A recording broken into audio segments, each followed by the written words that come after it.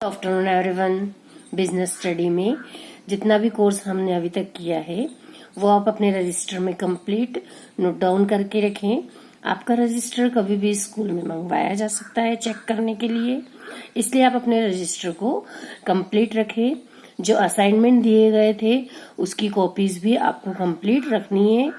वैसे आपने उसके पिक्स भेज दिए हैं, लेकिन कुछ स्टूडेंट्स ने जिन्होंने अभी तक मुझे उसके पिक्स नहीं भेजे हैं वे अपनी कॉपी को कंप्लीट करके और तैयार रखें, ताकि कभी भी स्कूल में जिस डेट पे मंगवाया जाएगा आपको जल्दी ही वो डेट बताई जाएगी। उस दिन आपको वह कॉपी और अपनी जो रजिस्टर आपने प्रिपेयर किया है क्लास का, जैसे अपन बनाते थे वैसे रजिस्टर को भी कंप्लीट करके और रखना है। अब हम स्टडी के देखते हैं। हमने जो अब तक कोर्स किया है वो हमारा स्टाफिंग का चैप्टर भी पूर्ण होने आया है, कंप्लीट होने आया। स्टाफिंग के चैप्टर में हमने जो एलिमेंट्स ऑफ स्टाफिंग देखे थे, 3 elements, recruitment, selection and training. इसका जो ट्रेनिंग थर्ड एलिमेंट है वो हम अभी देख रहे थे। उसका हमने जो ट्रेनिंग के on the job and of the job, ये 2 मेथड थी। उन दोनों ही मेथड में हमने first method on the job देख ली थी। अब हम उसका नेक्स्ट पॉइंट देखेंगे, of the job training. Of the job training involves those methods of training in which an employee is trained away from his actual workplace. In this method, the specific as well as behavioral aspects both are considered while providing training. तो इस तरह से of the job training मतलब जहां पर job करना है, जो हमारा वर्क प्लेस है उसके आउट ऑफ द वे जाकर के, मतलब दूसरे स्थान पर जाकर के और ट्रेनिंग देना। टाइप्स ऑफ और method of the job training. First point है कॉन्फ्रेंस और classroom lectures. The information, rules, procedure or methods can easily be conveyed to the trainee by way of lectures or conference. With the advent of technology, the use of video conferencing is also increasing day by day, which has reduced the distance. Hence, the use of audiovisual and demonstrations have made learning interesting. Conference means जो हम सम्मेलन करते हैं, या classroom lectures जो हमारे class में कक्षा में जो हम लेक्चर्स देते हैं, व्याख्यान देते हैं, उसके द्वारा हम ट्रेनिंग को पूर्ण करें। जो सम्मेलन के या कॉन्फ्रेंस के माध्यम से समूह को या ग्रुप को या एक कक्षा में एक रूम में लेक्चर के माध्यम से हम जितने भी ट्रेनी हैं उनको कार्य से अलग रख करके प्रशिक्षण देने की पद्धति आजकल बहुत ही लोकप्रिय है। इसे ही सम्मेलन या कक्ष व्याख्यान कहा जाता है। संचार के क्षेत्र में होने वाले क्रांति ने उपग्रहों के माध्यम से जो ऑडियो विजुअल होता है, मतलब देखना और सुनना, दोनों ही तरीके से हम इसका आयोजन करके बिल्कुल इजीली और इफेक्टिव तरीके से ट्रेनिंग दे सकते हैं। इसमें जितने भी कठिन उनके पॉइंट्स होते हैं जो कि क्लियर नहीं है, उनका बेहतर तरीके से हम उसको क्लियर कर सकते हैं, उसका समझा करके, और उनको ट्रेनिंग के माध्यम से यह बता सकते हैं कि किस तरह से उन्हें इसका सॉल्यूशन करना है। आजकल जो वीडियो सम्मेलन होता है, वीडियो कॉन्फ्रेंसिंग होती है, उसका भी चलन काफी बढ़ता जा रहा है। उसके द्वारा भी हम ट्रेनिंग को कंडक्ट कर सकते हैं। तो डिमॉन्स्ट्रेशन के द्वारा भी जब हम उन्हें ट्रेनिंग देते हैं तो वे काफी इफेक्टिव तरीके से उसे समझते हैं और फिर उस ट्रेनिंग के माध्यम से जो वे सीखते हैं उसे अपने कार्यस्थल पर अप्लाई करते हैं। तो इस प्रकार से कॉन्फ्रेंस और क्लासरूम लेक्चर्स के माध्यम से जो ट्रेनिंग दी जाती है वो काफी प्रभावी अपना असर दिखाती है, उसका काफी अच्छा प्रभाव दिखाई देता है। सेकंड जो हमारा पॉइंट है वो है फिल्म्स। फिल्म्स मतलब जो चलचित्र होते हैं वो। In some special circumstances, along with lectures and conference films on the related topics are also used for providing training. This method is mostly used in medical fields. Films emphasize minutes detail in an effective way. जिस तरह से हम film देखते हैं उसी तरह से हम फिल्म के द्वारा भी ट्रेनिंग दे सकते हैं। कुछ ऐसी विशेष परिस्थितियां होती है जिसमें कि हम चर्चा और सम्मेलन के साथ साथ जो भी उसका संबंधित सब्जेक्ट होता है उस विषय पर कुछ चलचित्र या फिर फिल्म के माध्यम से भी उनको अच्छे विस्तृत रूप में प्रशिक्षण दिया जा सकता है। जनरली जो चिकित्सा का क्षेत्र होता है, मेडिकल का क्षेत्र होगा, उसमें हम इसका प्रयोग ज्यादा करते हैं। जो हमारी फिल्म्स होती है उसके द्वारा हम विभिन्न कौशलों का स्किल का बिल्कुल माइन्यूटली ऑब्जर्वेशन करते हैं और जो भी ज्ञान होता है जो उन्हें दिया जाना चाहिए उसे सहज रूप में हम दे सकते हैं। तो फिल्म के द्वारा हम मैसेज दे करके और उसको सॉर्ट आउट भी कर सकते हैं कि मेन बातें कौन कौन सी होती है ट्रेनिंग को लेते समय। तो फिल्म के द्वारा भी हम ट्रेनिंग कर सकते हैं ऑफ द जॉब में। थर्ड पॉइंट है केस स्टडी। केस स्टडी मतलब जो भी समस्या होती है उसका निदान करना। Case study refers to a situation which is provided to the trainee and he is supposed to analyze it the expected to come out with the solution for the problem discussed under it. The instructor also support him to arrive at a conclusion. This helps him to find solution in real life situation. जो case study होती है समस्या का समाधान होता है। इस पद्धति के द्वारा भी प्रशिक्षणार्थी को ट्रेनी को जो भी वर्क होता है उससे संबंधित कोई समस्या दी जाती है और जब वह इस समस्या का एनालिसिस करते हैं उसके समाधान के लिए कोई भी सजेशन देते हैं तो वह ट्रेनिंग के माध्यम से दूसरे जो ट्रेनी होते हैं वे भी जान पाते हैं। एक जो सर्वसम्मत हल होता है जो कि सॉल्यूशन निकलता है उसको जो इंस्ट्रक्टर होता है वह भी उसको निकालने में सहायता प्रदान करता है। तो इस विधि में जो ट्रेनी होते हैं जो प्रशिक्षणार्थी होंगे वे वास्तविक समस्या को निदान करने में या उसका हल करने में दक्ष होते जाते हैं। तो इस तरह से कोई भी केस दे करके और उसकी स्टडी एनालिसिस करके भी हम ट्रेनिंग को दे सकते हैं या कंडक्ट कर सकते हैं। नेक्स्ट 4 पॉइंट है वेस्टिब्यूल ट्रेनिंग। वेस्टिब्यूल ट्रेनिंग मतलब जो हम ट्रेनिंग देंगे वो एक प्रकोष्ठ के माध्यम से एक ऐसा हम सिचुएशन प्रिपेयर करें, ऐसी हम कार्यदशाएं तैयार करेंगे, ऐसा एटमॉस्फेयर बनाएंगे जो कि हमारा जो वास्तविक कार्यस्थल है वैसा ही वहां पे कार्य करने पर फील होगा या लगेगा। मतलब कार्यस्थल जो हमारा है वहां पर जो भी सुविधाएं हैं जो वहां का वातावरण है वैसा वातावरण हम किसी लेबोरेटरी में या किसी स्थान पर निर्मित करके वहां पर उन्हें ट्रेनिंग दे तो वो होती है प्रकोष्ठ प्रशिक्षण या वेस्टिब्यूल ट्रेनिंग। तो under this method workers are trained in the special separate part of the organization on specific job. The trainee is taught here the use of machinery and perform for required job. The trainee gets both theoretical and practical knowledge. After the training workers are placed on the job in the factory. तो इसका example भी दिया हुआ है। Cockpit simulators used by aeroplane air pilot is a fit example of vestibule training. इस training के अंतर्गत जो हम प्रशिक्षण देते हैं वह वास्तविक कार्यस्थल पर न दिया जाकर उसकी व्यवस्था किसी प्रयोगशाला में करते हैं। एक अनुभवी या एक्सपीरियंस्ड जो प्रशिक्षित व्यक्ति होते हैं उनके द्वारा यह कार्य पूर्ण किया जाता है।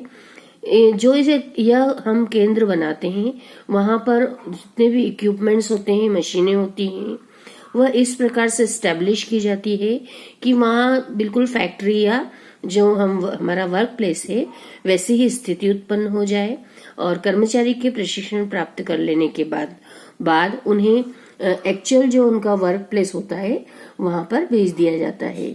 इसे हम प्रकोष्ठशाला प्रशिक्षण कहते हैं।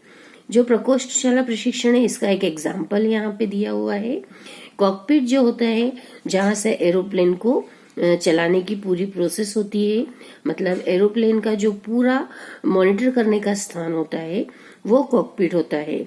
एरोप्लेन में जो एक रूम होता है कॉकपिट जहाँ पर होता है, वहाँ के जितने भी पार्ट्स होते हैं, जो मशीनरी होती है, उन सबको जो चलाने का कार्य करते हैं वो पायलट करते हैं।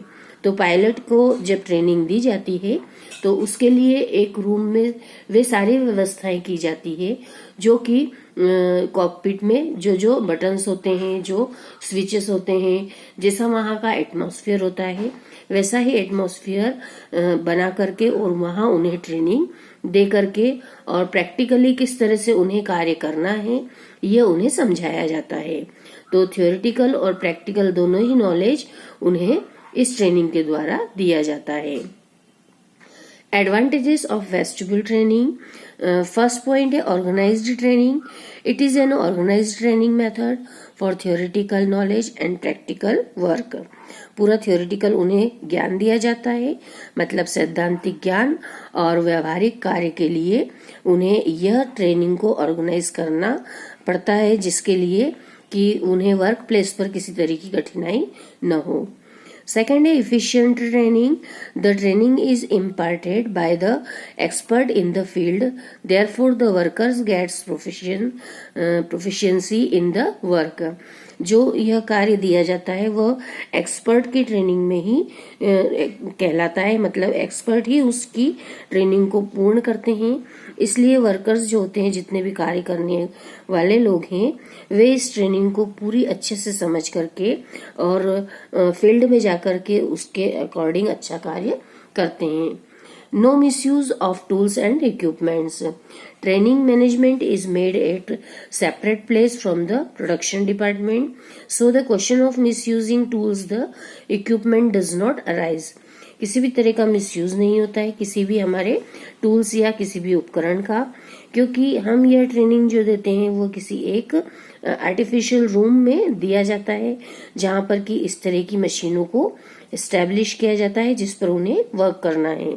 इसलिए हमारी मशीनों का कुछ नहीं बिगड़ता और ट्रेनिंग के बाद में उन्हें एक्चुअल वर्क प्लेस पर भेज दिया जाता है। नेक्स्ट है continue production. Actual production is not disturb by the presence of training, so production and training goes on continuously. Actual production है वो किसी भी तरह से डिस्टर्ब नहीं होता है. जो ट्रेनिंग दे रहे हैं उसके बाद में ट्रेनिंग के बाद जब वे अपने वर्क प्लेस पर जाते हैं तो इस ट्रेनिंग से जो उन्होंने सीखा है उसके अकॉर्डिंग ही कार्य करते हैं, जिससे कि उनकी ट्रेनिंग भी पूर्ण हो जाती है और उनका जो एक्चुअल वर्क होता है वो भी किसी भी तरह से उनका डिस्टर्ब नहीं होता. Next point, fifth, less time and maximum skill. Under vestibule training time is reduced and maximum skill is acquired. कम समय में दी जाने वाली यह ट्रेनिंग ज्यादा से ज्यादा कौशल को प्रभावित करती है, कौशल को विकसित करती है. जितना भी हम ट्रेनिंग का टाइम रखते हैं वे उतने ही समय में सीख करके और उसके बचे हुए बाद के समय में जो अपने वर्क प्लेस पर कार्य करेंगे तो उसमें वे अपनी स्किल्ड का ज्यादा अच्छे से यूज कर पाते हैं. तो इसमें हम टाइम को बचा सकते हैं और अपने कौशल को विकसित कर सकते हैं. Limitations of vestibule training. लेकिन वेस्टिब्यूल ट्रेनिंग की जो प्रकोष्ठ प्रशिक्षण है इसकी कुछ सीमाएं हैं. It is more expensive method than other method as separate arrangement of training centers is made. Second, training work is quite separate than actual work, so it looked as artificial one. जिस तरह से हम देखते हैं कि यह बहुत ही expensive होता है और क्योंकि इसका हमें सेपरेटली एक अरेंजमेंट करना होता है जो सेंटर बनाते हैं उसका, इसलिए इसमें हमें खर्च करना पड़ता है. जो इसका खर्चा होता है वो हमारा बाद में वेस्टेज जाता है, क्योंकि वो ट्रेनिंग के बाद उस स्थान की कोई वैल्यू नहीं होती। Training work is quite separate. Actual work जो होता है वह थोड़ा इससे भिन्न होगा, क्योंकि जितना भी हम आर्टिफिशियल बनाने का प्रयास करते हैं किसी स्थान को, उसमें जो एक्चुअल वर्क प्लेस होता है वो बिल्कुल वैसा नहीं बन पाता। इसलिए जो एक्चुअल वर्क प्लेस होगा वो थोड़ा सा उससे कुछ डिफरेंट होता ही है। तो इसलिए ये जो मेथड होगी वेस्टिब्यूल ट्रेनिंग, इसकी ये कुछ कमियां रहती है। थर्ड है old machines and equipments are used which are generally out of date and use practically in factory. The workers have to work on up to date machines, therefore training on old machines has no relevance with the new ones. जितनी भी old machines होती है उन पर ही हम training को conduct करते हैं, क्योंकि वे जनरली किसी काम की नहीं होती है। बट प्रैक्टिकली जब फैक्ट्री में हम मशीनों को यूज करते हैं तो वे मशीनें वर्क करने में ज्यादा आसानी से उस पर वर्क किया जा सकता है। तो जो नई मशीनें होती हैं उन पर कार्य करना और ओल्ड मशीन्स पर सीखना, दोनों में ही थोड़ा डिफरेंस होता है टाइम का, और जो उनकी स्पीड होती है वो भी उनके अकॉर्डिंग, जो पुरानी मशीनों पर सीखा है कार्य उसके अकॉर्डिंग उनकी बन जाती है। इसलिए जहाँ पे स्पीड और टाइम की प्रॉब्लम आती है वहाँ उनकी जो हैबिट होती है वो स्लो वर्क करने की हो जाती है। तो इस प्रकार से ये इनकी जो लिमिटेशंस है, इन लिमिटेशंस को दूर यदि किया जाए तो वेस्टिब्यूल ट्रेनिंग सक्सेसफुल मानी जाती है। सुटेबिलिटी मतलब जो इसकी प्रकोष्ठ प्रशिक्षण या जो हम वेस्टिब्यूल ट्रेनिंग देंगे उसकी उपयुक्तता कहाँ है, तो it is useful to those place where the number of trainee are more. जहाँ पे बहुत ज्यादा ट्रेनी होते हैं वहां पे ये सक्सेसफुल मानी जाती है। Suitable where both type of training that is theoretical and practical is required. जहाँ पे हमें सैद्धांतिक तरीके से और प्रायोगिक तरीके से, दोनों ही तरीके से उन्हें ट्रेनिंग देना हो, वहां पर भी यह उपयुक्त मानी जाती है। तो इस प्रकार से ये वेस्टिब्यूल ट्रेनिंग जो है वो सक्सेसफुल हो सकती है यदि इसकी कुछ लिमिटेशंस को हम दूर कर दें तो। नेक्स्ट है computer modelling. It is simulation of the work environment with the help of computer programming to allow learning without any risk and also at a reasonable cost. This method ensures similar work environment and help to avoid making mistake. जो computer modelling होती है मतलब computer के द्वारा computer प्रतिमान बना करके और उसकी पद्धति के द्वारा हम प्रशिक्षण दें तो इसे कम लागत पर मतलब मिनिमम कॉस्ट पर बिना किसी रिस्क के उन गलतियों के बारे में हम जान सकते हैं और स्वयं को भी हम उन गलतियों से बचा सकते हैं जो कार्य के दौरान हम वास्तविक स्थिति में हमसे हो सकती है। तो इस ट्रेनिंग के अंतर्गत प्रोग्राम के द्वारा हम कार्य को वास्तविक स्थितियों के जैसा ही वातावरण तैयार करके और उसमें हम प्रशिक्षण प्राप्त कर सकते हैं, मतलब ट्रेनिंग हमें हमारे द्वारा दी जा सकती है। तो कंप्यूटर में पूरी एक फिल्म के द्वारा हम यह दिखा सकते हैं कि किस तरह से आपको यह वर्क करना है। इसे एक प्रोजेक्ट के रूप में भी देखा जा सकता है। नेक्स्ट पॉइंट है जो हमारा प्रोग्राम है उसका इंस्ट्रक्शंस देखना। This is a learning from single to complex and is providing by dividing the information into pieces. The total information is divided into logical and sequential packages or unit and the trainee are exposed to them one after the another. The trainee advance through these units by varying question or filling the blanks. जितने भी programmes होते हैं उनको किसी एक instructor के द्वारा जो नियोजित किया जाता है तो ये जो करने वाले इंस्ट्रक्टर होते हैं, उनमें यह एबिलिटी या उनमें यह स्किल होनी चाहिए कि वे पहले से ही पूरी प्रोग्राम को निर्धारित करके उसमें जो भी सूचनाएं हैं, जो भी वे उन्हें कार्य सिखाना चाहते हैं, उनको अर्थपूर्ण इकाइयों में बांटकर उचित क्रम में, सीक्वेंस में इस तरह से प्लान करें, नियोजित करें और प्रोग्राम के माध्यम से जितने भी ट्रेनी हैं उन्हें वह समझा दें। इस प्रकार से जब यह क्रम और सरलता से जटिलता की ओर मतलब कॉम्प्लेक्स, इजी टू कॉम्प्लेक्स जब हम हमारे वर्क को समझाते हैं, तो जितने भी ट्रेनी हैं वे उसमें फिर क्वेश्चंस पूछते हैं और उसके फिर उत्तर दे करके और उसके उनकी सारी क्यूरीज को सॉल्व करके और यह ट्रेनिंग दी जा सकती है, जिसे कि प्रोग्राम्ड इंस्ट्रक्शन कहा जाता है।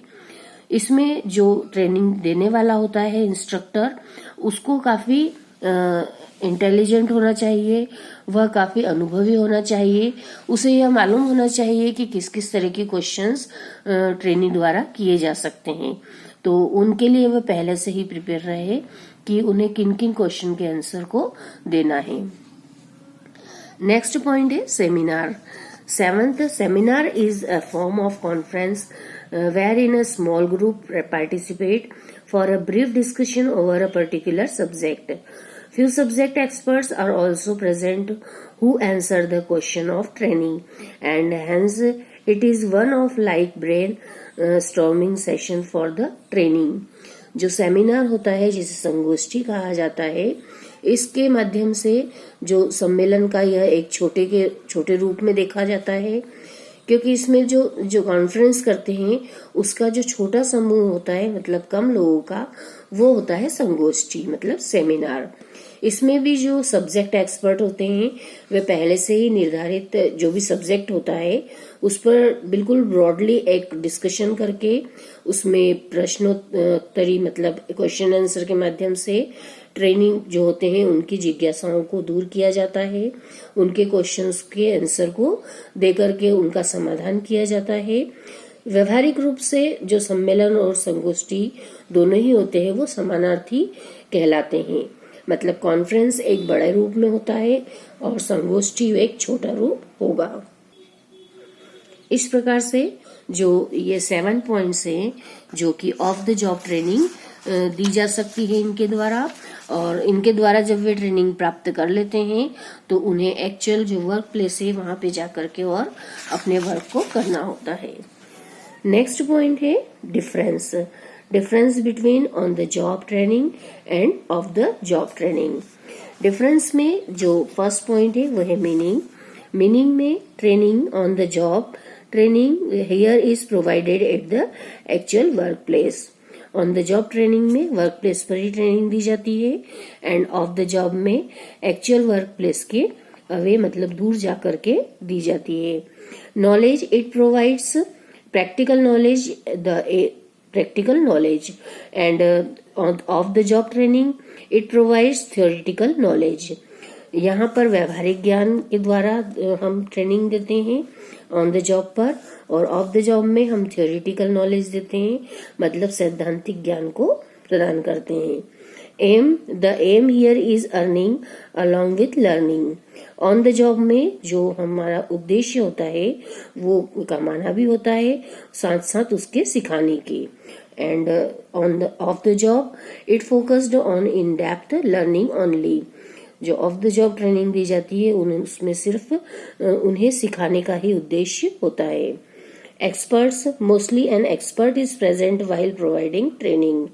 ऑन द जॉब जब ट्रेनिंग दी जाती है तो एक एक्सपर्ट वहां पर जरूर प्रेजेंट होता है जो कि ट्रेनिंग को दे रहा है।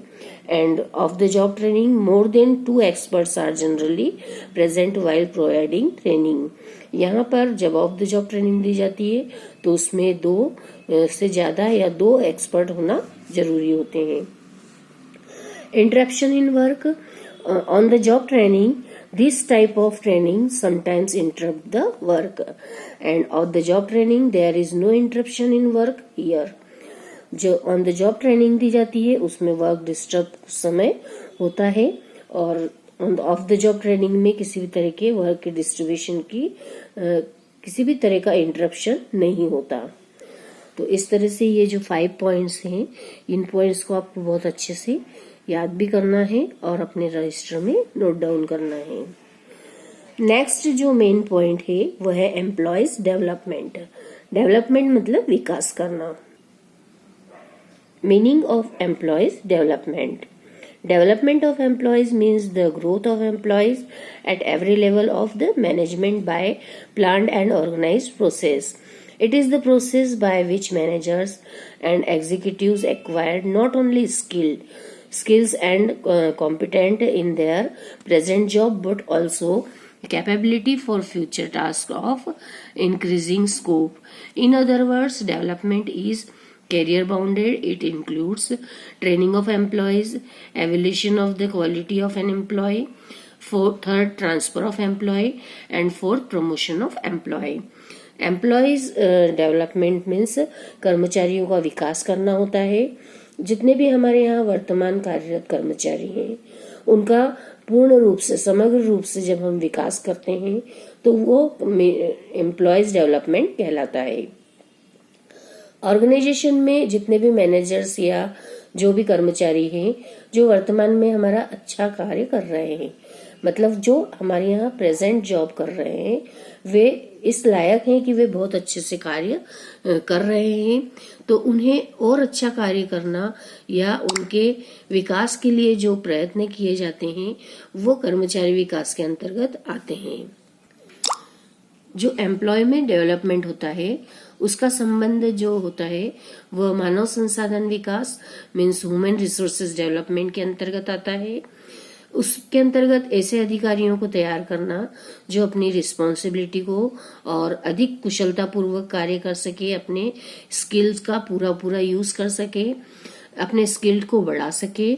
इसलिए कर्मचारियों को उनके विकास के लिए प्रेरित किया जाता है, अर्थात उनके विकास की ओर ध्यान दिया जाता है। उनके विकास करने से उनके अधिकारियों की तर्क करने की या डिस्कस करने की कैपेसिटी का भी विकास होता है, जो कि उनके बिजनेस को लाभदायकता देती है।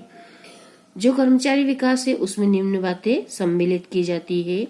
जो ट्रेनिंग ऑफ एम्प्लॉयज मतलब कर्मचारियों को प्रशिक्षण देना, कर्मचारियों की योग्यता मतलब एवोल्यूशन और क्वालिटी को देखना, उनकी क्वालिटी को बढ़ाना, ट्रांसफर ऑफ एम्प्लॉय मतलब उनके उस कर्मचारियों का एक स्थान से दूसरे स्थान पर स्थानांतरण करना, एंड प्रमोशन ऑफ एम्प्लॉय उनकी पदोन्नति को भी करना। उनके पद को यदि बढ़ा दिया जाता है तो अपने आप उनके वे मोटिवेट होते हैं, अच्छा कार्य करते हैं, जिससे कि वे अपना डेवलपमेंट सेल्फ कर लेते हैं।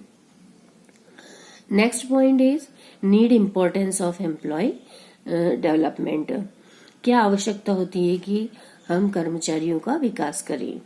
तो to prepare employee for handling more responsible and challenging job, to develop the power of taking decisions judiciously in employee and managers, to increase efficiency in the organization, to enhance the opportunity of promotion to employees.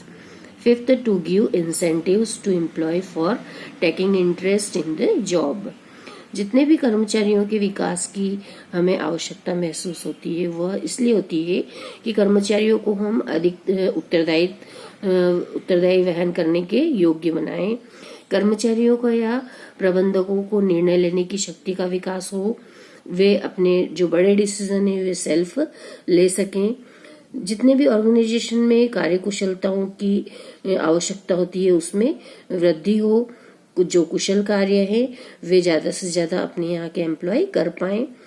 जो managers या employ जो कर्मचारी हैं उनके कार्यों को गरिमा प्रदान हो, मतलब वे अपने वर्क को अच्छा समझ सके, वे अपने कार्य के प्रति गौरवान्वित महसूस करें, और प्रबंधकों या कर्मचारियों को जो प्रमोशन के जो चांसेस होते हैं उसमें ज्यादा वृद्धि हो और बड़े उनके प्रमोशन ज्यादा मिलते रहे उन्हें, और उनका कार्य के प्रति झुकाव बना रहे, मतलब वे इंटरेस्ट से अपने वर्क को करते रहे। इसलिए आवश्यकता होती है कि कर्मचारियों का विकास किया जाए। Now difference between training and development. विकास और प्रशिक्षण दोनों में क्या अंतर है? तो first point is meaning. Training is a process by which the attitude, skill and ability of employees to perform specific job is increased, and development of employee is planned and organized process and programs of employee training and growth at every level of management.